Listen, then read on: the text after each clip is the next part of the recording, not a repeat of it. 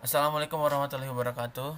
Perkenalkan, nama saya Desa Kunarwan Perdana Wijaya dengan NPM 2375808. Dan hari ini saya akan menjelaskan Linux Essential bab 6, yaitu Getting Help. Nah, jadi Getting Help ini adalah perintah yang tersedia dengan banyak pilihan, menjadikan baris perintah sebagai alat yang ampuh. Namun dengan kekuatan ini muncullah kompleksitas pada gilirannya, dapat menimbulkan kebingungan. Oleh karena itu, kita harus mengetahui cara mendapatkan bantuan saat bekerja di Linux. Oke, kita akan masuk ke materi berikutnya. Halaman manual. Unix adalah sistem operasi yang menjadikan model Linux atau pengembangan Unix membuat dokumen bantuan yang disebut halaman manual atau kependekan dari command list ya. Halaman manual digunakan untuk mendeskripsikan fitur perintah. Mereka memberikan gambaran dasar tentang tujuan perintah serta rincian mengenai opsi yang tersedia. Nah, jadi itu adalah dari Getting Help ya. Lalu bagaimana cara kita mengetikkan Getting Help? Nah, cukup mudah. Cara kita mengetikkan Getting Help itu hanya cukup tuliskan man ls saja seperti ini. Sorry. Man ls seperti itu. Maka akan langsung muncul banyak sekali perintah-perintah ya yang dapat membantu kita. Misalnya misalnya nih seperti list, daftar dari isi directory, terus opsi file dan lain sebagainya. Lalu bagian dalam dari halaman manual atau command prompt ini ya, atau apa nih, command manual command ya. Jadi dalam Linux main package ini memberikan setiap bagian ini dirancang untuk memberikan informasi spesifik tentang suatu perintah. Meskipun ada bagian umum yang terlihat di sebagian besar halaman manual, beberapa pengembang juga membuat bagian hanya tersedia di halaman manual tertentu. Nah, seperti ini berikut memberikan nama perintah dan deskripsi yang sangat singkat. Nah, seperti ini ya, jika Anda ingin memberikan daftar isi directory dan sebagainya. Dan tanda kurung siku digunakan untuk sinopsis. Bagian sinopsis halaman manual mungkin sulit untuk dipahami tetapi sangat penting karena memberikan contoh singkat tentang cara menggunakan perintah. Nah, jadi tanda kurung di siku digunakan untuk menunjukkan bahwa fitur ini tidak diperlukan dan menjalankan perintah. Misalnya seperti ini.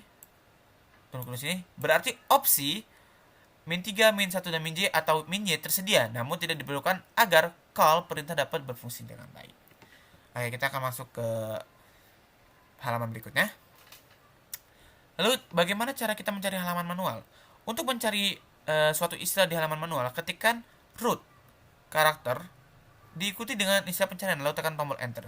Program ini mencari dari lokasi saat ini di bagian bawah halaman untuk mencoba menemukan dan menyoroti istilah. Jika ditemukan kecocokan, maka akan disorot untuk berpindah ke istilah yang cocok berikutnya. Tekan N untuk kembali ke cocokan istilah sebelumnya. Tekan Shift N jika istilah berikut tidak ditemukan atau setelah mencapai akhir pertandingan atau akhir dari program. Akhir dari program yang Anda perintahkan. Gitu. Lalu ada halaman manual. Lalu ada halaman manual dikategorikan berdasarkan bagian. Nah, jadi secara default ada 9 bagian halaman manual. Kalau dalam bahasa Indonesianya adalah perintah umum, panggilan sistem, panggilan perpustakaan, file khusus, format dan konfigurasi file, permainan, aneka ragam, perintah administrasi sistem, dan rutinitas kernel. Atau bahasa Inggrisnya adalah general command, system call, library call, special file, file format and configuration, game, miscellaneous, system administration command, kernel routines. Jadi perintah bantuan ini mencari setiap bagian secara berurutan hingga menemukan kecocokan pertama. Misalnya jika Anda menjalankan perintah mount call, bagian pertama perintah dicari halaman manual bernama call. Jika tidak ditemukan maka bagian kedua dicari. Jika tidak ada halaman manual yang ditemukan, setelah mencari semua bagian pesan, kesalahan akan dikembalikan. Seperti itu.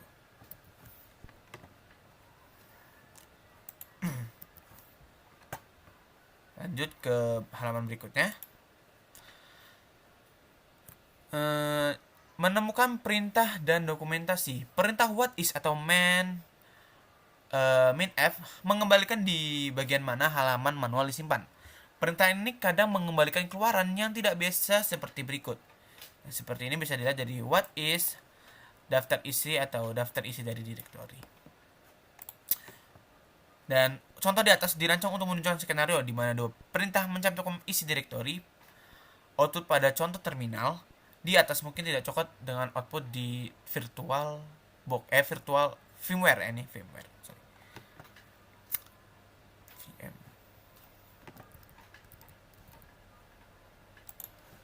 Lalu ke halaman berikutnya ada yang disebut di mana letak perintah. Jadi di mana ini where is biasanya digunakan untuk kita mencari perintah di mana file sumber kita ini sedang berada. Contoh, kita akan menulis kita akan menulis bahasa Inggris ya biar lebih. Where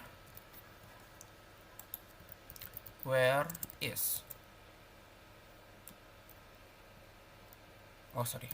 Where is list. Nah, jadi dia akan memberikan di mana sumber-sumber atau di mana alamat-alamat yang berada pada list tersebut.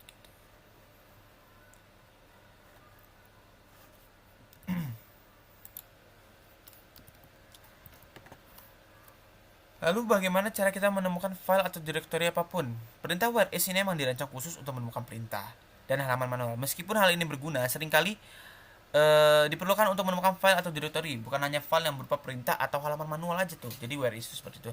Nah, jadi ada cara lain untuk mencari direktori dengan cara menggunakan locate perintah di mana kita harus mencari database dari semua file dan direktori yang ada di sistem saat database dibuat. Nah, seperti ini. Kita akan ketikkan locate.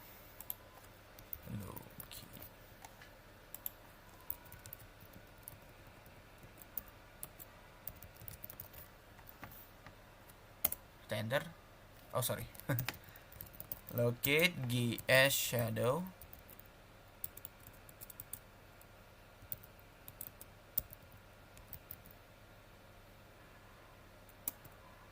Nah, dia akan memberikan file direktori yang bersangkut paut dengan GS shadow, guys. Nah, jadi seperti itu. Jadi halaman manual ini adalah sumber informasi yang bagus, namun cenderung memiliki beberapa kelemahan. Nah, salah satunya adalah setiap halaman manual merupakan dokumen terpisah, tidak terkait dengan halaman manual lainnya. Meskipun beberapa halaman manual memiliki bagian yang mungkin merujuk ke halaman manual lainnya, halaman tersebut cenderung merupakan sumber dokumentasi independen. Lalu perintah info juga menjadikan dokumentasi tentang perintah dan fitur sistem operasi. Tujuannya sedikit berbeda dengan halaman manual untuk menjadikan sumber dokumentasi yang memberikan struktur organisasi logis sehingga memudahkan pembacaan dokumentasi. Oke, kita akan masuk ke bab 7 karena sepertinya kita sudah cukup menjelaskan dari bab 6. Bab 7 yaitu membahas tentang navigasi dan file system. Kita akan masuk ke itunya. Navigasi dari sebuah file system. Linux semuanya dianggap sebagai file. File digunakan untuk menyimpan data seperti teks, grafik, dan program. Direktori adalah jenis file yang digunakan untuk menyimpan file lain. Penggunaan Windows dan Mac OS biasanya menyebutkan sebagai folder. Bagaimanapun direktori digunakan untuk menyediakan struktur organisasi hierarki. Namun struktur ini mungkin sedikit berbeda tergantung pada jenis sistem yang digunakan. Saat bekerja di sistem operasi Linux, penting untuk mengetahui cara memanipulasi file dan direktori. Beberapa distribusi Linux memiliki aplikasi berbasis GUI yang mungkin Anda mengolah file, namun ada baiknya mengetahui cara melakukan operasi ini melalui baris perintah. Did you know this company use Linux? Nah, jadi ini banyak yang jadi ini aplikasi, bukan aplikasi sih, bisa dibilang perusahaan mungkin yang menggunakan Linux.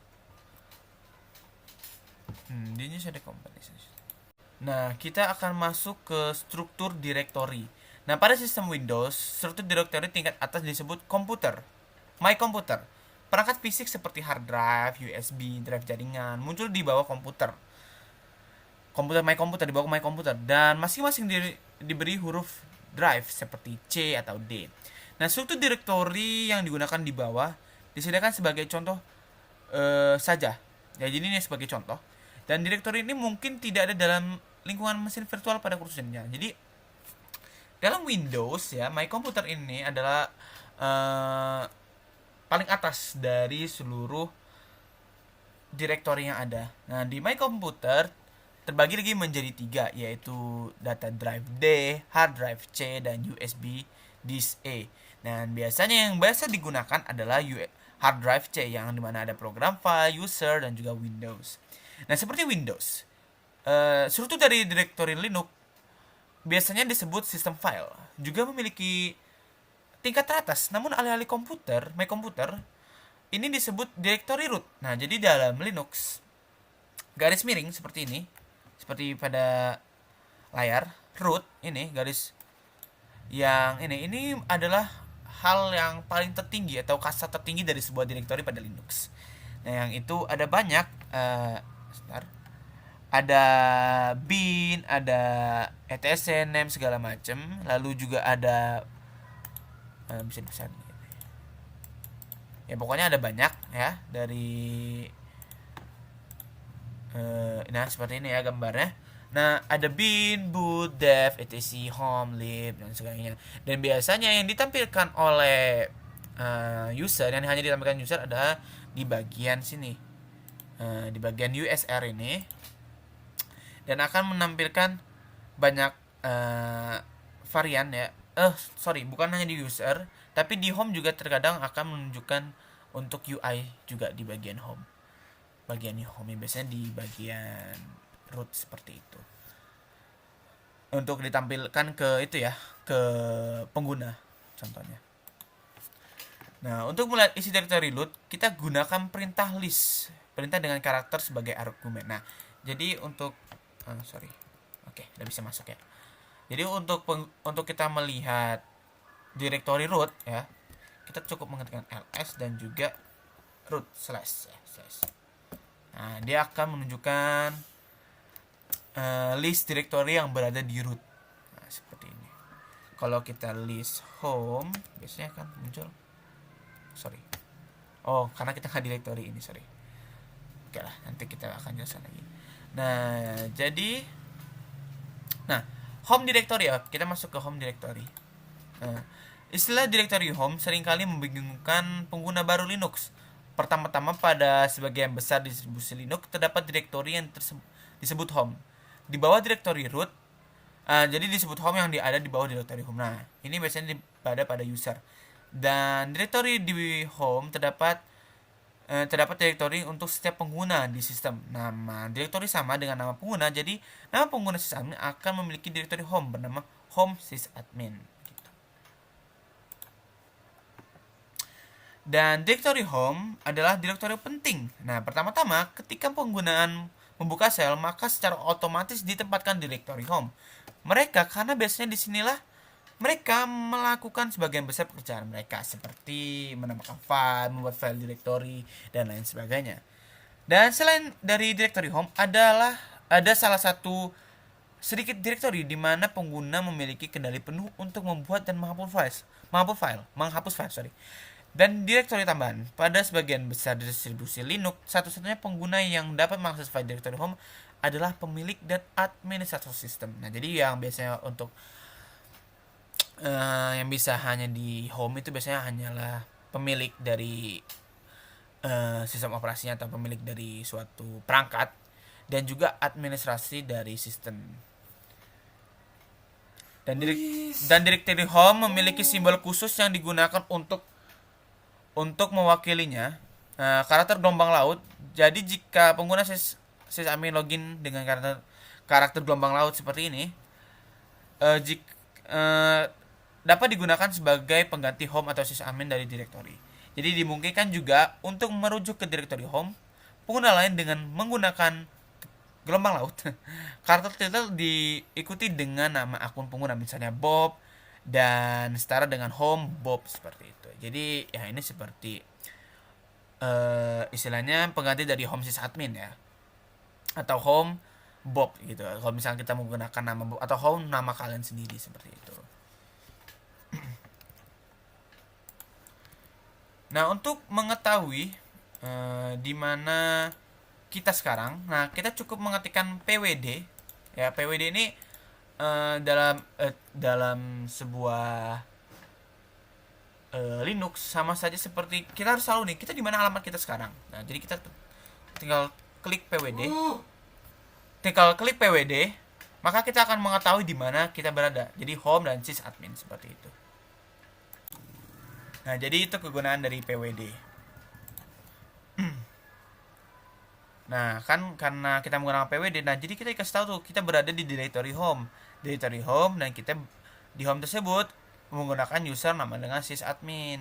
Nah, jadi home dan sysadmin begitu. Oh, nah terus bagaimana cara kita mengganti directory? Nah, cara kita mengganti directory, kita hanya cukup list sysadmin ya. Sorry. List home ya. Bisa sih. Sabar. Sebentar ya. Nah, jadi cara untuk melihat banyak directory yang terdapat pada sysadmin atau home, jadi kita cukup mengetik ls. Lalu kalau kita mau pindah ke dokumen lainnya, kita cukup mengetikkan cd dan apa yang mau kita masukkan seperti dokumen seperti ini. Maka akan masuk ke dokumen. Maka dia akan masuk ke dokumen seperti ini.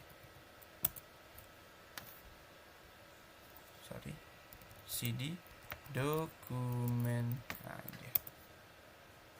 Oh ya.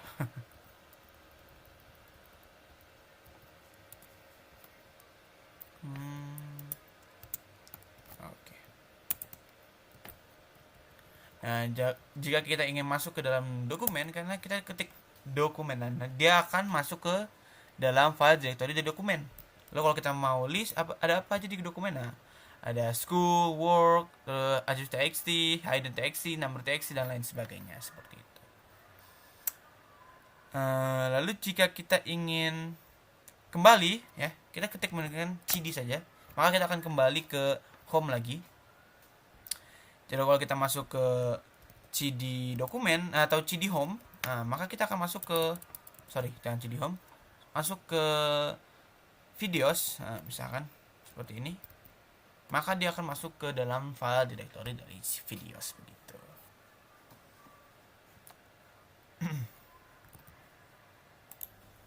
Nah, setelah kita membahas tentang bab 8, nah kita akan masuk ke pembahasan ke bab 7.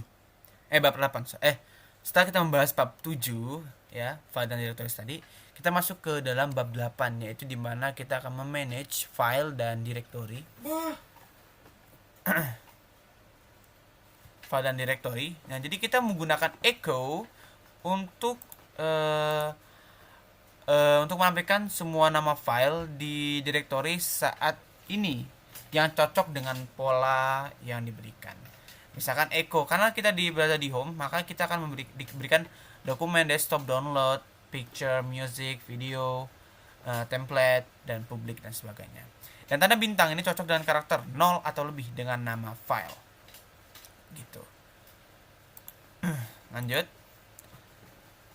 Nah, jadi jika kita ingin mencari di sebuah directory, jika kita ingin mencari depannya D saja atau download, kita mencari download, atau kita bingung nih, aduh, kayaknya banyak banget direktorinya. Nah, kita cukup ketikkan echo nama bagian depan directory yang kita mau. Misalkan kita mau download, ketik D, maka akan keluar echo D dengan tanda titik. Nah, seperti ini. D seperti ini. Maka kamu kan desktop, dokumen, dan juga download. Nah, begitu juga dengan echo plus p titik seperti ini. maka akan memunculkan picture dan public. Nah, jadi dengan kita mengetikkan echo, maka kita akan mengetahui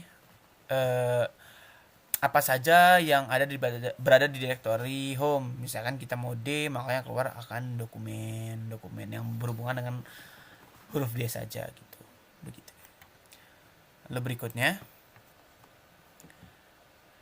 echo min S. Nah, jadi apa ini echo min S?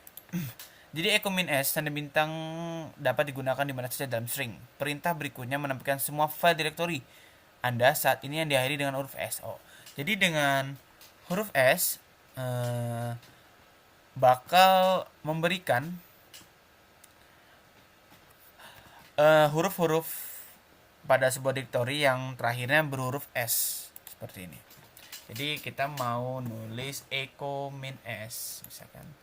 Jadi kan D-nya di depan, D bintangnya di depan D. Sekarang bintang tersebut ada di belakang S. Ya, benar seperti itu. Nah, jadi echo min S, maka dia akan menggunakan output dari echo S seperti ini. Nah, maka dia akan mengeluarkan seluruh nama file directory yang belakangnya adalah huruf S begitu. Kita lanjut. Oke, DNS. Nah, untuk perhatikan bahwa tanda bintang juga dapat muncul beberapa kali atau di tengah atau di beberapa karakter. Nah, jadi untuk echo DNS berarti ada untuk download, unduhan ya, coba bahasa Inggrisnya. DNS jadi dokumen, terus di D-nya bagian depan, N-nya maka bagian tengah, bahkan S bagian terakhirnya. Jadi sama seperti perintah-perintah sebelumnya, DNS ini mengambil dari tengah, D ini mengambil dari depan, N mengambil dari tengah dari sebuah nama file directory, dan S mengambil dari nama belakang dari nama sebuah file directory. Oke. Lalu echo oke, tanda tanya. Karena setiap tanda tanya cocok dengan satu karakter yang tidak diketahui, mengetikkan 6 karakter akan cocok dengan nama file 6 karakter. Ketika yang berikut ini menampilkan nama file panjang tepat 6 karakter, maka dia akan mengeluarkan 6 karakter dengan nama file directory yang sama. Nah, jadi penggunaan tanda tanya ini untuk kita menentukan beberapa karakter pada nama file directory kita. Misalkan kita akan menggunakan dokumen namanya. Jadi hitung ada berapa? DOCUMENTS. Berarti ada 8. Kita akan coba echo, lalu tanda tanya 6 kali. 7. Maka dia akan mengeluarkan public dan juga videos. Ini kalau 6 ya. Ya, ini 6. Kalau misalkan kita 7, kita masukkan 7. Oke. 7 satu kali lagi, maka dia akan melakukan dokumen seharusnya. Nah, desktop. Desktop. Berarti kalau itu adalah desktop. Ya, benar sekali. Nah, dia akan masukkan desktop dan juga dokumen. Dokumen itu berarti terdiri dari 9 karakter. 7, 8 dan juga 9 seperti ini. Maka dia akan melakukan outputan. Ya, dokumen, download dan juga templates. Nah, jadi echo ini digunakan, echo untuk tanda tanya ini menggunakan file yang berapa karakter, yang misalkan nama directory kita adalah printer, maka echo-nya adalah jumlah dari karakter printer, PRINTER. Maka 7 tanda tanya yang harus diinputkan pada echo, maka dia akan munculkan printer seperti itu. Nah, lalu sama seperti tadi, penggunaan echo ya. Jika kita mengurangi bagian sini D, maka yang keluar akan dokumen dan download dan lain sebagainya seperti ini. Karena ini untuk misalkan ini kan ada dokumen, download dan template. Nah, jika kita menambahkan D pada bagian depan pada bagian depan tanda tanya, maka dia akan mengeluarkan file directory yang bernama D saja. Awalnya D saja seperti ini. Nah, dokumen dan juga download. Nah, itu juga hampir sama dengan perintah dari eh,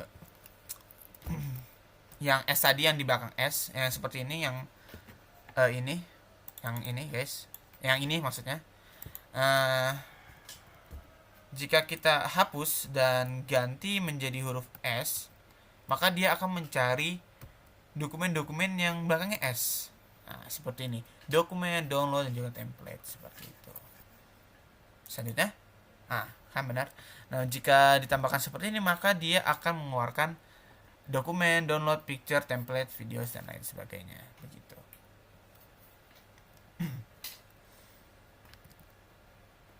Lalu ada perintah echo dp. Seperti ini ya perintahnya. Nah, echo dp ini sama seperti yang tadi, cuman ini lebih simple ya. Jatuhnya lebih simple. Jika kita mencari dp, maka yang keluar akan setiap dokumen, setiap file directory yang awalnya D dan juga P. Seperti ini. Nah, kita enter. Dokumen, download, picture, dan public.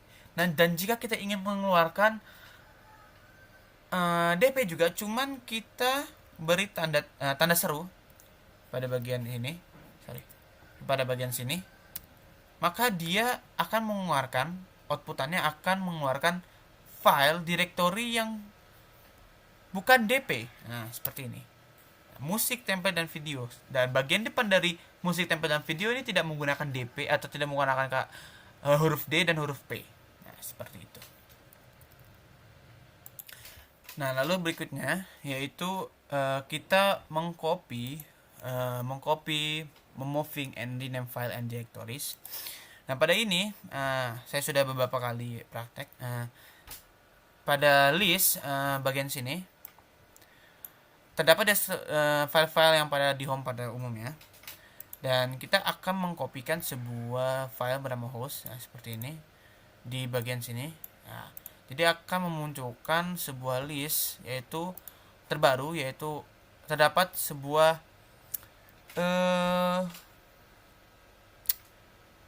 file baru yang hasil dari copy. Nah, yaitu host. Nah, ini. Oke, selanjutnya copy dari host ini, kita akan memberikan sebuah selanjutnya kita akan menghapus file tersebut lalu menyalinnya lagi, tetapi kita akan membiarkan sistem memberitahu Anda apa yang sedang dilakukan. Hal ini dapat dicapai dengan menggunakan opsi minv atau verbose, dan kita akan masukkan perintah seperti tersebut. Nah, jadi kita akan melakukan rmhost